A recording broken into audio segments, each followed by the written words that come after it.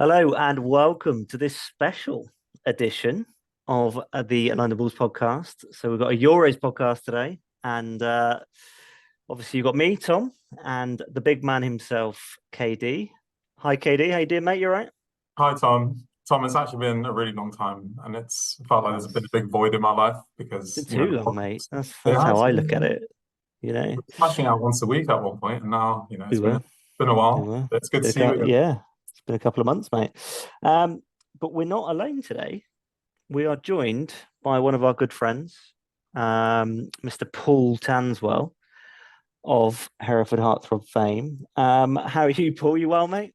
I'm very well. Delighted to be here. Been a fan watching yourselves over the last couple of months. So Of course. thank you for the nod. Is it a bit intimidating, being with two celebs? Probably in person, so I'm pleased we're doing it via Zoom tonight. I can understand that. I can understand. Can understand that. Well, look, we want to try and learn a little bit more about you, mate. Who are you? Where are you from? And what are you doing here, I suppose? I'm sure my face will be recognisable for most people, but I'm Paul Tanswell. For the wrong reasons. Yeah. Yeah. Herefordian, born and bred in the Shire. Lived away now for quite a number of years. London for 10 years. Now I live in Bath. I'm still flying the bull, the Hereford flag, telling everyone I know or I can meet that, I'm a lower league football fan. And But you know Jared Bowen personally, yeah. yeah, exactly, Yeah. definitely. Well, when you lived in London, were you ever part of the London Bulls group then? I was, yeah. We used to meet up at, there used to be a sports bar near Great Portland Street.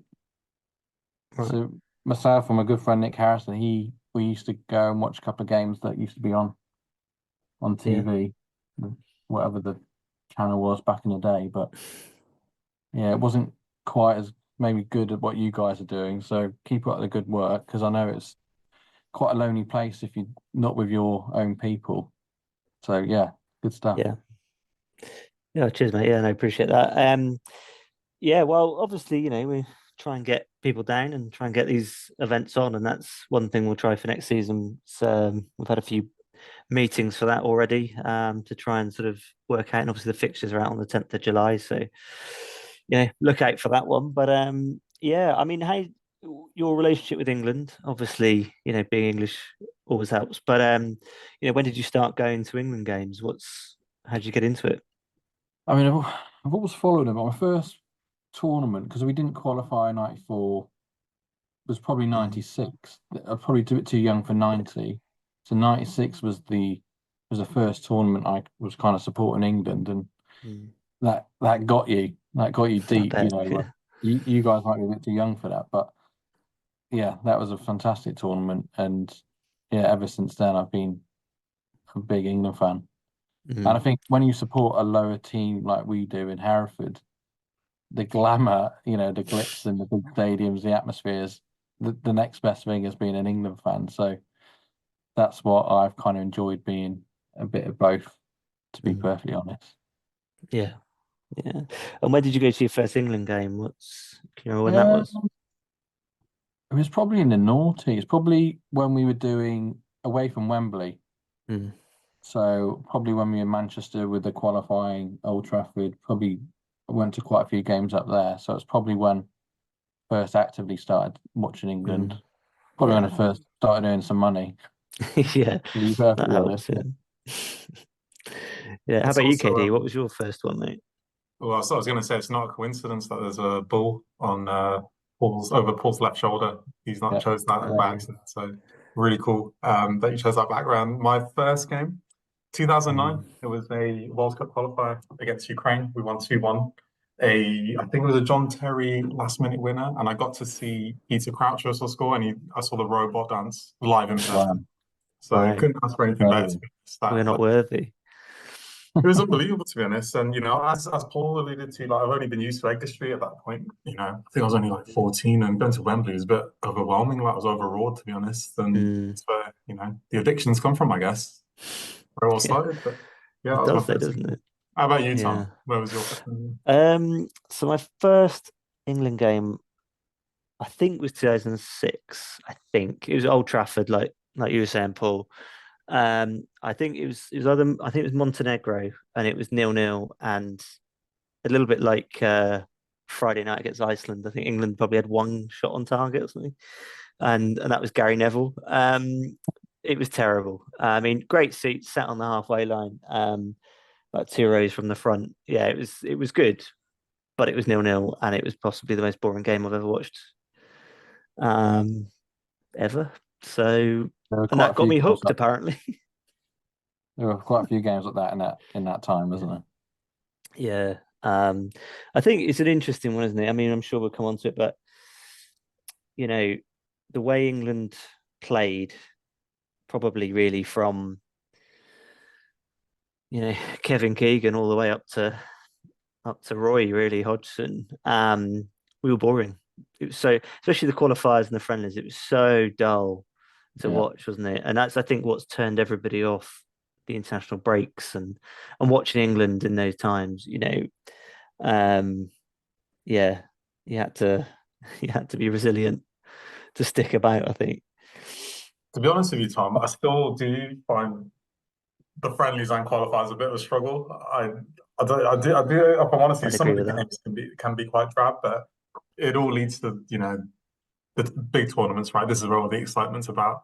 Yeah, it's nice going like away and battering like Andorra 8-0, and seeing that. But I do think they need to look at the qualifying and friendly Mm. games and maybe look at how they can revamp that. And the Nations League's been a really good example of where they've tried Well, I to was going to say, how would you rate the Nations League? Because we haven't had that many friendlies really under Gareth, um, because we've had the Nations League and the qualifiers, and I think they've been a bit more competitive Mm. generally. Yeah, totally agree. Katie, do Well, you go to every England away game then? yeah, since 2018, I think I've missed 3 or 4 games. Really? One was Wow. actually Montenegro on a Monday night. I sadly couldn't get annual leave for, but understand couldn't get out there. But yeah, I've gone to most games to be fair. It's not been good for the bank balance, let's put it that way. But Mm. Tom, you mentioned like going Old Trafford. I think that's where some of my most enjoyable memories actually come from, is actually going on the road with England to home games around the country. Like we did St James's Park, we'll talk about that a bit later. But it's really Mm. important, I think, that England do go around the country because the national team is for everyone. And going up to Newcastle, I realised how like difficult the journey is for a lot of fans from outside of London to get to Yeah. Wembley. Yeah.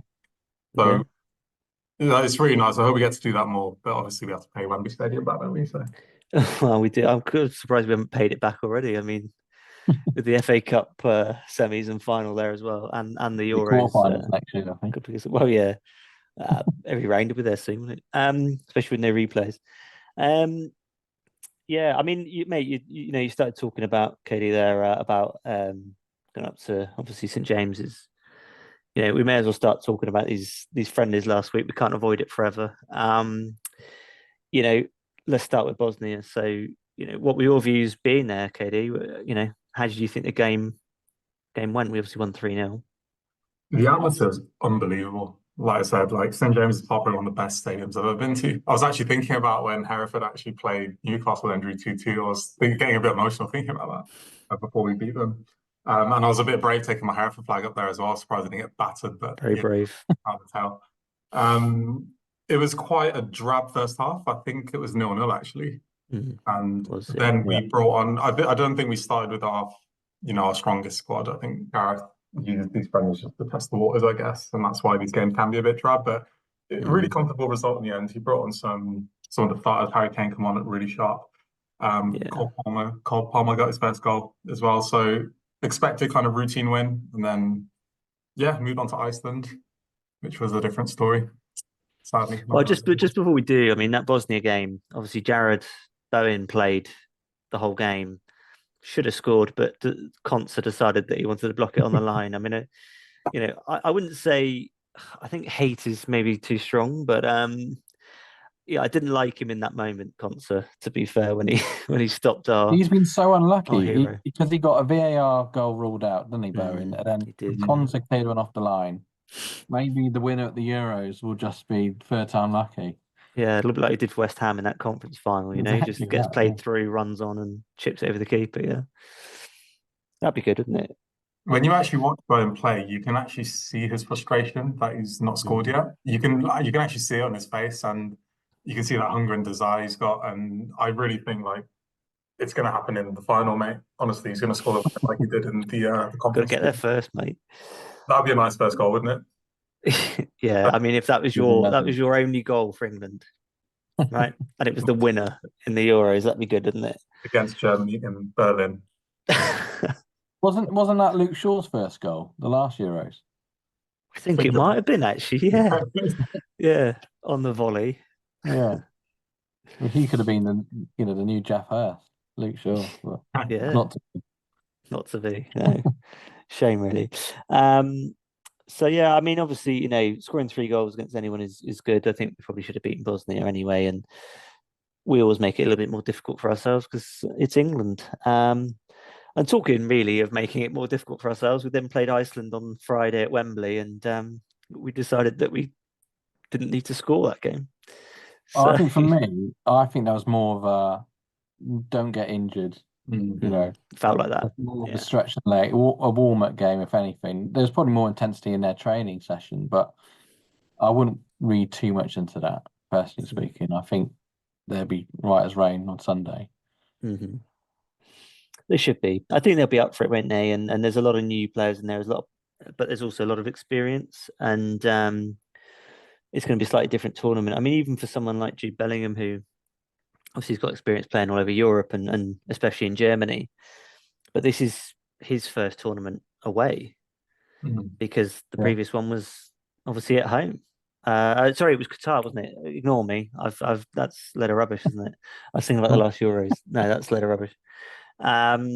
We'll cut. I think we'll cut that bit. But we'll edit that bit out.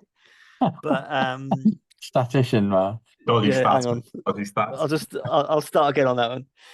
Not far from Hereford as well, the Stourbridge lad down in Worcestershire. He is, I yeah. wonder if he ever came under our radar, at Hereford. I It, can't mate. imagine he Maybe did. could you imagine if he came to us? I think it was a bit of a shock to Birmingham, wasn't We would have retired his number as well, I reckon. it? Yeah. So what do you guys think of the squad then? Or the people that didn't make it and players that did? Any shock surprises for you guys? I think I expected Grealish to go. I know he hasn't necessarily played for City this last sort of the last few games for City, but I think it's just what he offers you. It's he's a fresh pair of legs. Okay, you don't want to take someone to be a sub. I think you've got to take players that you think are going to start, but it's who you drop for him, I suppose. But he's going to beat players. He's going to get free kicks. He's going to, and if that's what it came down to in a big game, say we do play Germany pretty early on, or we play France at some point, or and we're drawing 1-1, and there's like a minute to go, and Grealish goes down and right in the Trippier range, and he can score another free kick and this time send us through to, the next round or the final or whatever. That'd be good, wouldn't it? You're totally right, Tom. He's so good at unlocking defenses when everyone sits back. He actually made the difference against Bosnia. I think he actually set up Trent's goal as well, actually, and you could see when he came on, it changed the kind of dynamics of the game.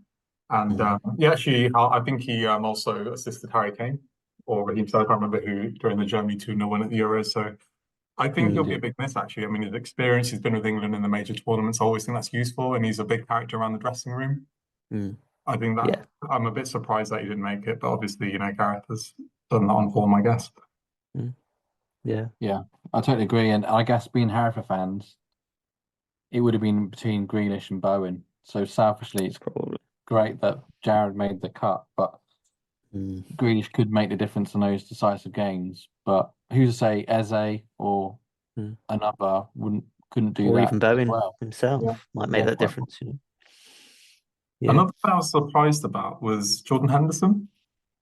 Gareth has always seemed really loyal to Jordan, and he was really involved in all the qualifiers and friendlies. But and then I guess he was playing in Saudi Arabia at the time. But he's obviously moved to Ajax, and I was kind of surprised he actually hasn't included him in the squad anymore. Yeah, I mean, Gareth seems to. Sorry, go on, Sorry, mate. Tom. Sorry. Go on. I was just going to say, I think Gareth has picked this squad more on form than he's Mm. probably ever picked a squad before. And I don't, I'm not saying that's not the right thing to do, but for me, we've done that before. When we had the golden generation back in the 2000s, early 2000s, we were picking all the best players and they just couldn't fit into a team. I'm not saying with Jordan Henderson because, he's clearly got a defined role in this England team. But, I mean, even if you look at the squad we've got now, we in terms of left and right wingers, we haven't really got that many players who can play on the left, but we're quite well loaded on that right. And you know, I don't know. I just don't know if that's the right thing to do or not on this occasion. Well, can you guys remember 2010 World Cup where Beckham was injured and didn't make it, but he Mm. he got the gig as a cheerleader. I'm He surprised did, yeah. Henderson Yeah. Didn't get hasn't done that. something similar where he Mm. could just be that kind of between player and coach within Yeah. the dressing room. So Yeah, maybe it's he a is good too thought. hurt that he didn't get the nod. Yeah. Yeah, I mean it's a good point. I'm obviously Tom Heaton has gone, hasn't he, as a another keeper, I guess, Yeah. for training purposes, so people can just keep hitting shots at him. But yeah, maybe it could have been another role for one of those sorts of players. You're absolutely right. Yeah, yeah. Tell you what, But it's I been think a nice like evolution over time since Gareth's come in. Actually, mm, the majority, the core of this squad was actually at the 2018 Russia World Cup.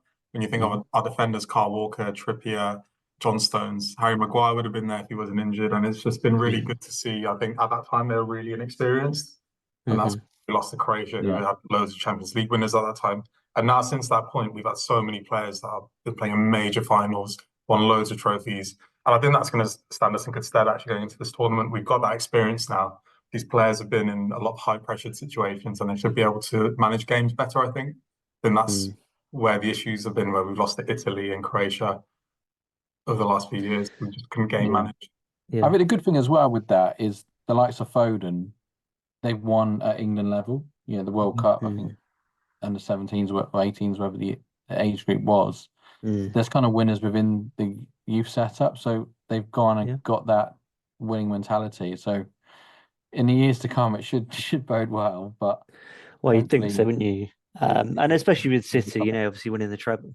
Um, it, they're born winners now, and but more so, that's why I think Jack Grealish should have gone. You know, because of course he's been there and won the lot, hasn't he? But I do trust Gareth to make the right decisions in terms of the squad. Maybe when we get deeper into a tournament, tactics maybe need to change. But that's at the end of the day, he's done things that people had never done before him, which is yeah. get to a final of a Euros and But you that's know, his biggest test, isn't it? Changing a game. He didn't do it against Croatia, didn't you do it against Italy?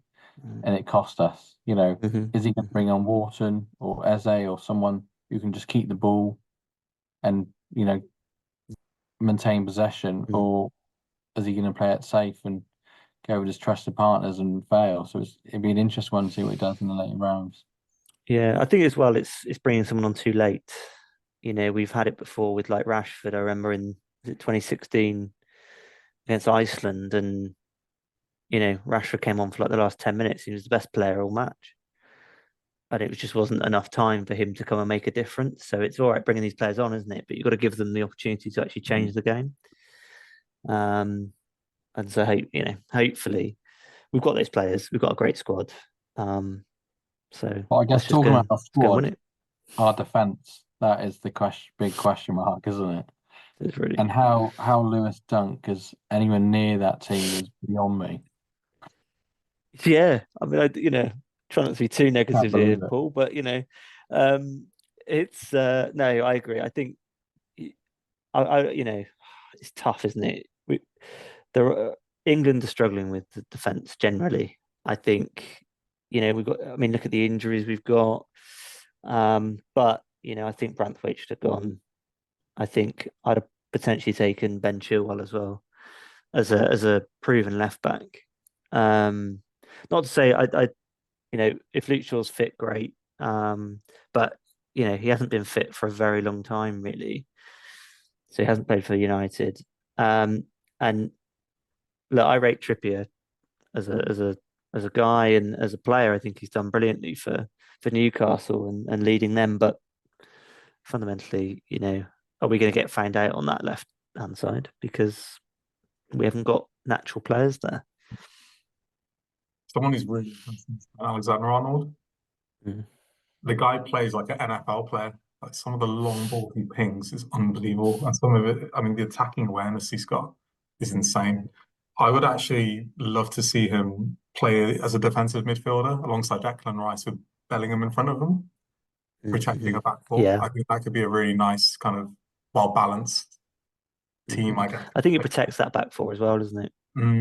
For sure. I think he would do that in a team where we dominate possession. I don't think Gareth would trust him defensively against a bigger nation just because his defensive capabilities aren't great. He's more of that quarterback role where he's great looking forward, but I don't think he's as good looking back, in my opinion. Yeah. Yeah, I think that's fair. I mean, KD, you obviously went to Germany this week, actually. Yeah. Did you do anything interesting out there? Yeah, as part of the England Travel Club, they ran a special kind of like competition where 50 members got the chance to see an open training session by England's camp in Jena, which is about 2.5 hours outside of Berlin. Really nice neck of the woods. I managed to actually win the ballot, which was really nice. So I got to go along with 50 other fans. And I think there's 250 locals in the area, which is brilliant. Really nice kind of time there. We really felt like that the squad really enjoying themselves. They look like they're in good spirits, look quite confident ahead of the upcoming games. I managed to meet a certain person, Mr. Byrne. I brought my flag along and he spotted it. He saw the Hereford flag, really delighted. I quickly ran over to him. I was like, Limster, Hereford. I was there against field goal against Alfred. And then he was a bit overwhelmed because I was like falling all over the place. But I think it was really nice to see him. And I think it just also made me realize like how far he's come. Like having seen him like, playing like mini kind of five-a-side games against Jude Bellingham and Harry Kane and stuff. Alfred's obviously kind of that level, but that's the kind of example of how far he's come. So that was a really amazing experience. And I'll be going out tomorrow properly for the tournament, but I thought it'd be nice just to go out there and have that opportunity, which is brilliant. So Yeah, absolutely. Did he look comfortable in that setting?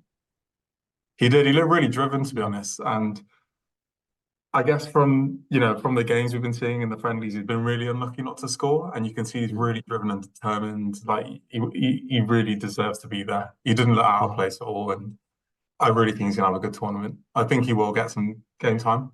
I really think he will. Yeah. Yeah. Yeah, I hope so. That's good to hear. Yeah. I mean, you mentioned you're obviously going out.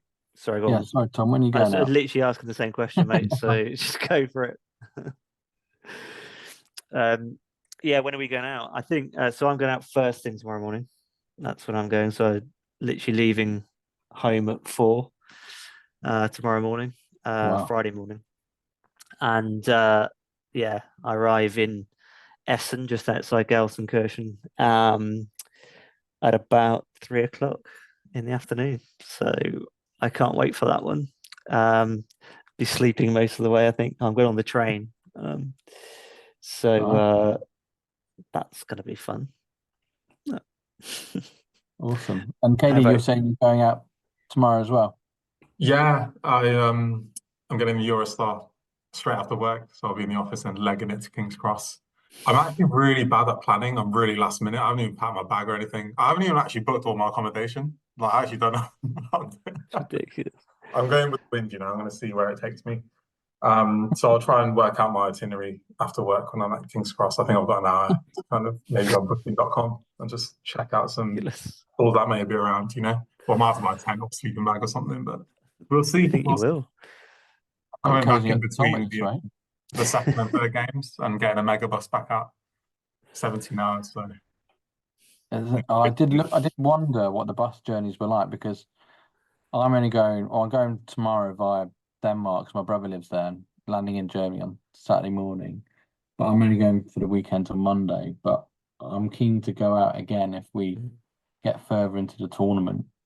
But obviously, cost is going to be a big one because everyone's thinking the same thing, isn't it? So a megabus, I don't know, is that a good idea or not? I leave at 9 p.m. from London, Victoria, and I get in like game day at about 10:30 in the morning. So I'm gonna have a sore neck or something. I'm gonna be absolutely battered from that trip. But I'll try and sleep. I'll try and take some sleeping tablets or something, and yeah, try and get knocked out, and then feel fresh in the morning. But it's gonna be brutal. Marty. It's gonna be brutal. But anything for England. It Fine, is. we'll find a way. But that's a Well, good idea.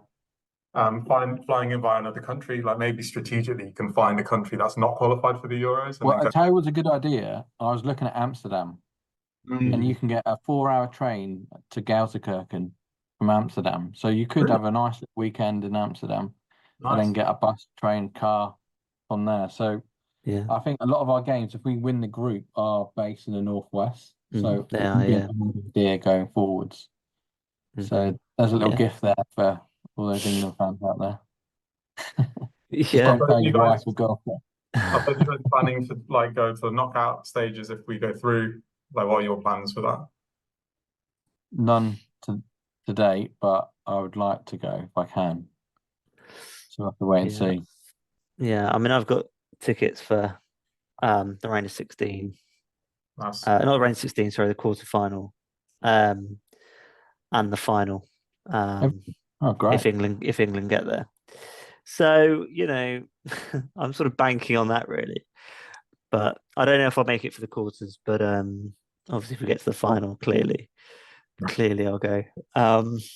But that's a debate that I'm having with myself at the moment, is trying to look for some good options to Berlin. Hamburg wasn't too bad. Actually, it was quite cheap. Or like, I can't remember the name of the place now, but it was just like a border town, but in Poland. Because obviously Berlin being that side. So yeah, that was one option. But Okay. we're a long way off that yet. This sounds weird, right? I've spoken to a few England travel club members that have said, they follow England everywhere, but they said they would actually want to watch a final in England because the atmosphere would be better if we won it rather than being in the stadium. Like, what's your thoughts on that? I prefer to be in the stadium, to be honest, but a lot of people say, oh, imagine like, going to Trafalgar Square or something. It would be crazy. Or just being with your friends and family here. But like, do you guys have an opinion on where you'd want to be? Would you rather be in the stadium? If I had a match ticket, I'd go. If I was just going to go to a fan park, I'd stay at home. Yeah, that's just because, like you say, it'd be a better atmosphere. You with your friends and family, and it. Otherwise, you just sort of Germans or whoever else you're playing, and if you lose, that's a painful experience, isn't it? Well, you'd know all about that, mate. Having been to a final of a tournament before. Well, yeah, you're right. I was fortunate to go to the last one. That didn't end particularly well, but I equally had a ticket for the World Cup final as well in 2018 with your brother-in-law more, Tom, and yeah, I'd never been so devastated in all my life when that Croatian second goal went in. Had it all planned out, didn't you, mate? I did have my flights booked, my hotel booked. But you live and learn.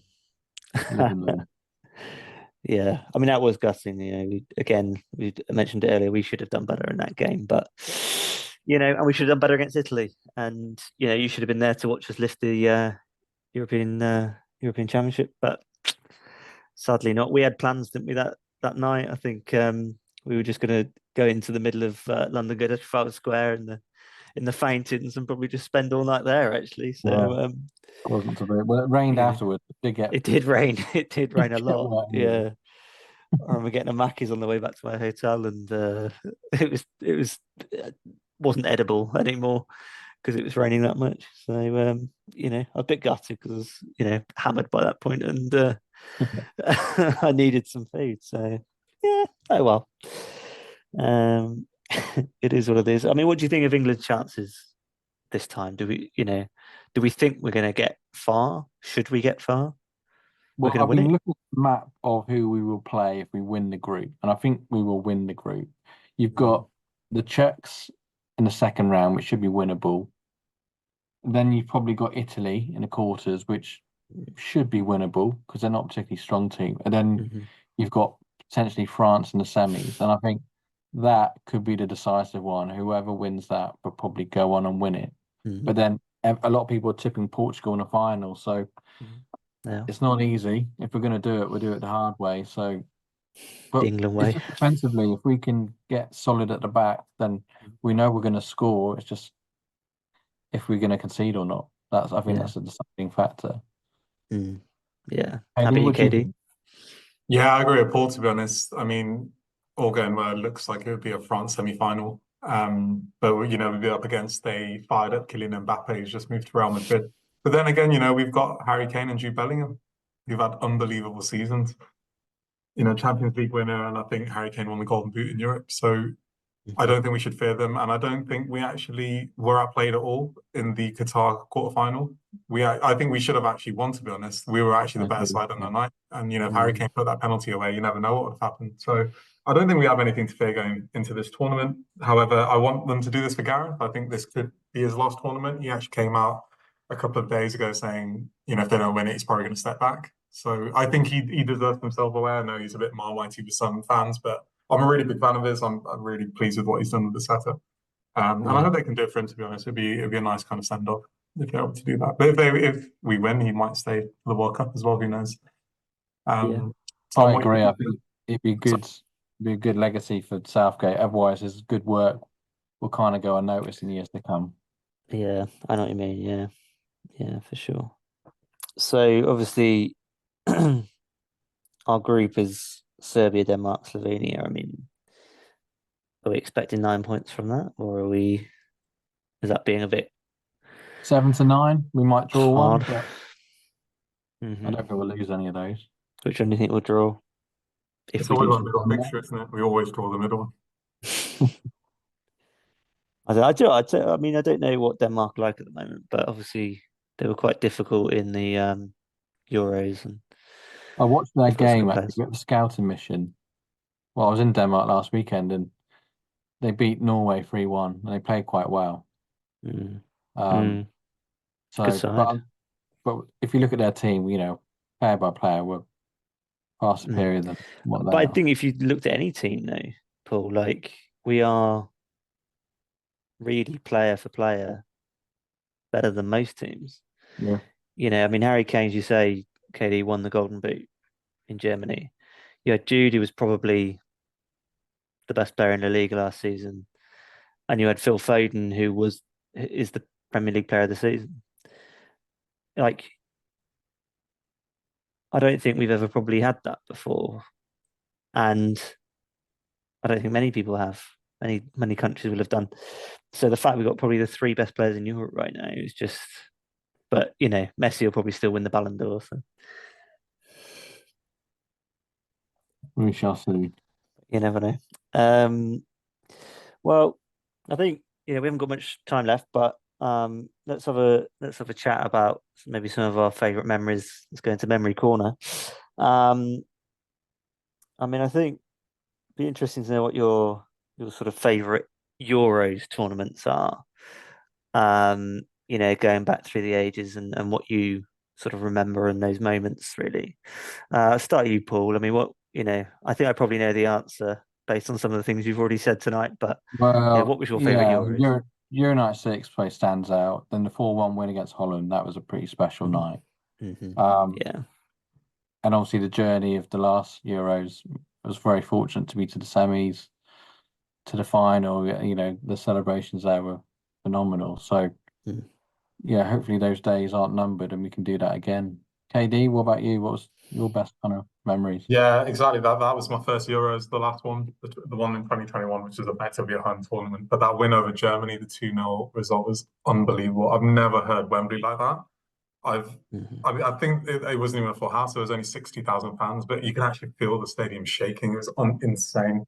I literally saw like grown men crying and people falling all over the place when that happened. And Germany are a bit of a bogey side for us, aren't they, in major tournaments? So that was a real kind of, a good kind of getting rid of that Mm-hmm. mental block we've had over the last few years with them. So yeah, I was really. Yeah. How about you, Tom?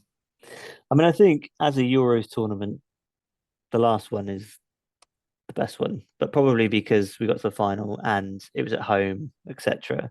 Yeah, that was awesome. I think, but in terms of moments, maybe Euro 2004. And the reason I say that is Wayne Rooney just broke onto the scene in that tournament, didn't he? And he just ruined everybody. I mean, Switzerland, Croatia, and then Portugal, you know, things things happen, don't they? But because I can't remember, is that the one he broke his foot in and then he got sent off Yeah, in the other one? I think it was, wasn't yeah. it? In the World Cup one. So yeah, so bit of fun, but yeah, so I think moments like really breaking onto the scene and absolutely ruining everybody was great. But I think as a tournament, you can't really beat the last one, can you? Right, so now we're going to go into some of our favourite away days with England. And Paul, I want to come to you. I know you followed England around a little bit. Do you want to tell us about your favourite away game you've been to? I would say funniest slash favourite was probably when we played Wales away at Millennium Stadium, and there was about 3,000 blown up sheep in the away end, which was brilliant. That said everything. So that was probably one that sticks in my mind, and that was probably maybe 2006. hmm So a little while What ago was the now. score that one? Can you remember? It was 2-0. Bennett and Cole maybe, or Rooney. Wasn't a great game, but we Sounds scored familiar. 2 early goals, and it was quite bland after that. hmm KD, what was yours? It'd probably be the Russia World Cup in general.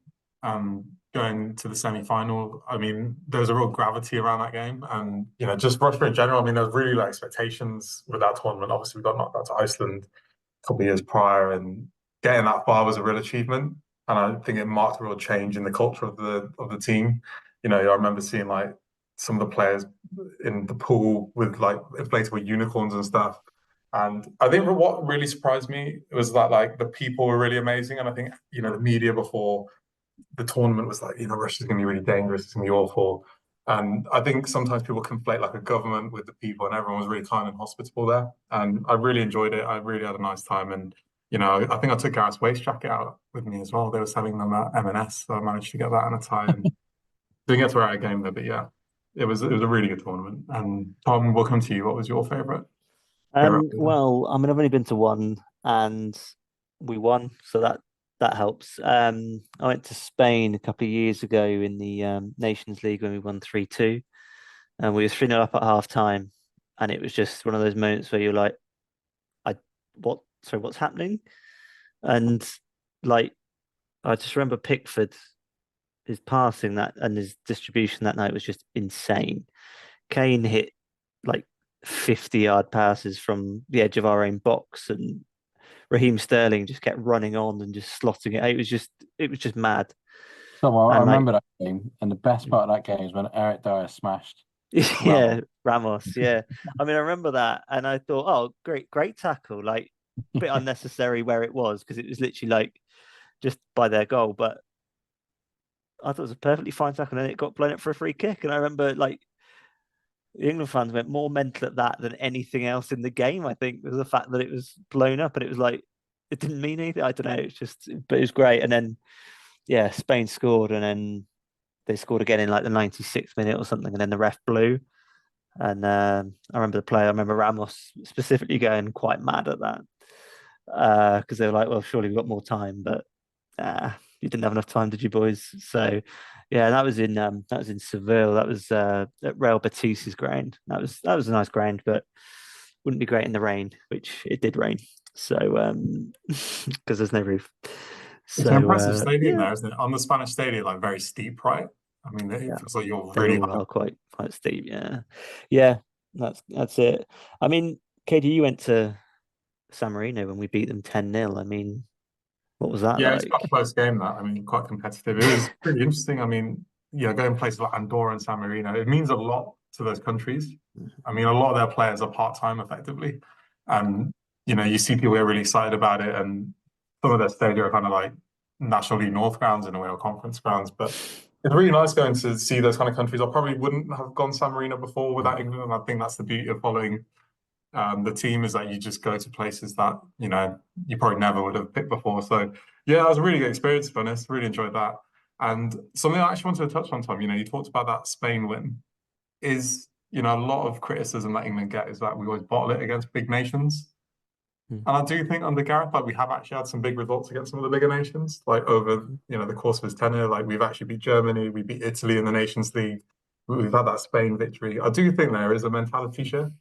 Do you feel that as well, Paul? Like, how do you kind of feel with that? Yeah, I think you're right. But I guess when it really, really matters, World Cup, Euros, we have fallen short. So that's the real measurement. But I think we beat Germany, didn't we? I suppose in the last tournament, and that was a big, barrier to pass through. So who's to say we can't beat France in semis and make our way to the final? And then beat Portugal or Spain in the final. Yeah, absolutely. I saw a really interesting stat yesterday by Mark Billingham, the CEO of the FA. He actually said Gareth has won 50% of England's knockout games since 1966. Crazy stat. That's ridiculous, isn't it? 50% of our knockout games we've won. Stupid, but that just shouldn't be the case, should it? Which we should be getting to the quarters or the semis, probably the semis, pretty much every time. Like even yes, there are better teams out there. Like say 2010, we weren't a great side, but okay, we come up against Germany, and if we hadn't have done, would we have beaten somebody else? And that's the thing. And like 2002 World Cup when we played Brazil, who went on to win it. If we hadn't have played them, we'd have been in the semis. Like but it just seems to be our luck that we don't get that great a run. We had a slightly better run in the World Cup in 2018 and maybe an all right run bar the Germany game in 2021. But yeah, I think that's always been England's problem, is that we've got like France in Qatar. You come up against probably the team that should have won that final, really. Yeah. Argentina pulled out the bag, and Martinez obviously, in goal, just played out of his skin that night, didn't he? But yeah, and I think that's to say that's not to look for excuses too much for England, but maybe that has been our problem, is we have genuinely just played the best team in the tournament a bit too early in. Really, if we'd have played them in the semis or even the final, maybe we would have. You just don't know. If buts and maybes, and that's England, I think. through and through, isn't it? Should we do some score predictions for the group stage? Should we go around and see, what scores we think each of the fixtures will come out as? So, Paul, we'll come to you. What do you think the scores will be? 2-0 on Sunday against Serbia. Nice. I think 1-0 against Denmark, and I think 3-0 against. Is it Slovenia? Slovenia. Yeah, 3-0. Tom, what are you saying, mate? I think it'll be 2-1 on Sunday. I think it'll be 2-1 against Denmark. And then I think, I'd probably go, I think 3-0 is a good shout against Slovenia. Nice. That's where I'd go. How about you, mate? I'm actually going to go 6-0 against Serbia. 6-0. A bit left of 10 here, but I'm going to 6-0. We've had, it seems like we have a collective friendly. Have you been drinking? What's going on? Mate, honestly, hey, you heard it here first, Yeah, we did. And like the last time we're going to hear it as well, because that's just ridiculous. 2-1 against Denmark. And then I think a 3-1 win over Slovenia. So we're not going to concede on Sunday, but we'll concede against Slovenia. Yeah. Okay. No, I mean, we probably will concede against Slovenia. That's not that crazy. It's just the fact that I can't even. What? 6. Okay. Fine, mate. And who's going to score? Who's going to score those 6 goals on Sunday then? Jarrod Bowen, all 6.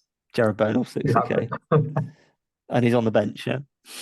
He'll come off in the 80th minute. 80th minute, he scores 6 goals, yeah? Okay, well, I can get on board with that. Yeah, well, look, it's been great to chat with you both today.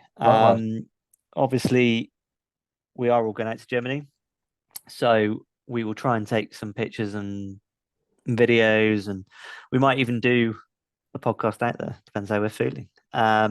We might do a little bit of a live stream if we sort of meet up on Sunday. We'll try and find some other Hereford fans, and if you are going out and you listen to this now, let us know. Get in contact, and let's have a bit of a Hereford meet up in some random square in in Gelsenkirchen, really. Definitely. Also, We will have a flag. Yeah, absolutely. if there are any other Hereford fans that support a different nation that's going out to the Euros, let us know. We'd be interested to hear your story as well. Yeah, absolutely. Yeah, especially some Scottish fans or whatever going out. Be good to chat, wouldn't it? Good luck to Scotland. Obviously, we are English, but we know that really we're representing Hereford, and good luck to Scotland. Genuinely, I hope you do well. Is that Beat 'cause of Germany Paul tomorrow. It'll be Caddis? fun. Sorry. Is that just because of Paul Caddis? That's because of Paul Caddis. Yeah, obviously, we're all Scottish, really, aren't we? And he's been, a good representative to Scotland in this past year. So, maybe we should support him. Maybe we should. And the Dutch Bulls, hopefully they're at, I know they've got a presence at Edgar Street and Netherlands will be out there. So if the Dutch Bulls are watching, let us know. Yeah, 100%, 100%. In terms of the London Bulls, and in terms of Hereford, we will be coming back to do a podcast. Some of you may be disappointed by that, but we're not. We're excited about it. So we're going to do one pre-season. A couple of weeks into pre-season, we've got a guest lined up for that one. So more later. But yeah, Special and we guest, try and get a few guests on as well, including Paul, obviously. Great. It's been a pleasure, guys. Thanks for having me. Yes. Well, cheers, Thank you. guys. And yeah, let's go and come on, England. See you in Germany, guys. See you on Sunday. Take care. Cheers, guys.